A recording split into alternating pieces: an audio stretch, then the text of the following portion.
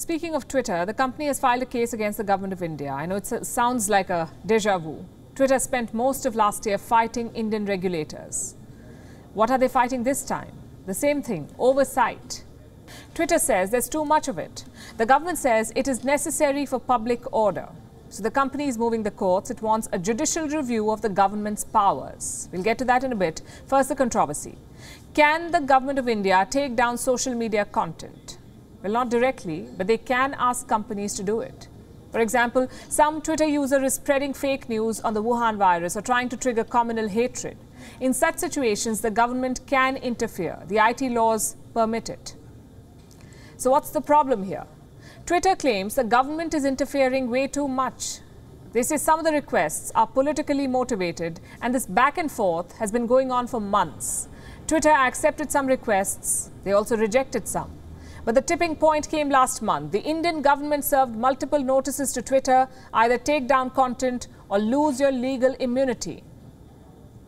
You see, right now, Twitter is a social media intermediary, sort of like a middleman, which means they are free from legal cases.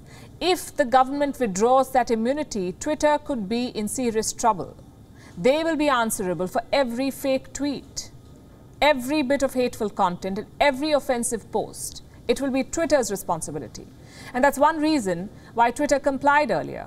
Another reason is money. India is home to 24 million Twitter users, and chances are that number will keep rising. So Twitter wanted to stay in the good books. They wanted to carry on making money in India, until this week at least.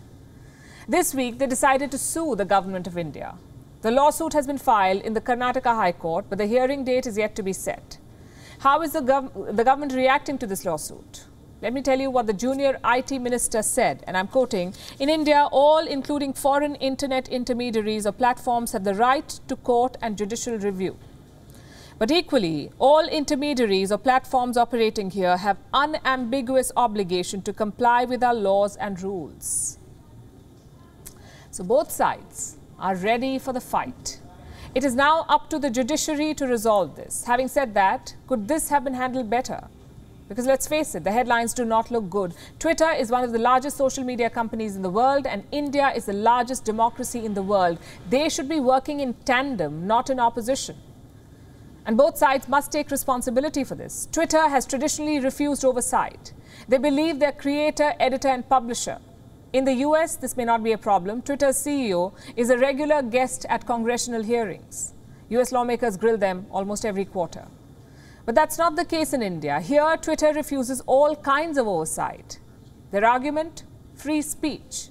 And using that argument, Twitter permitted all kinds of content, Khalistani tweets during the farmers' protest, communal tweets during the Delhi riots. So naturally, the government had to step in. But the question is, did they step in too far?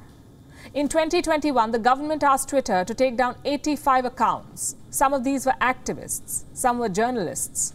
So this time, it was Twitter's turn to push back. They refused to comply with some requests. Which brings us to present day, a full-blown legal battle. We don't know which way this lawsuit will go, but one thing is for sure.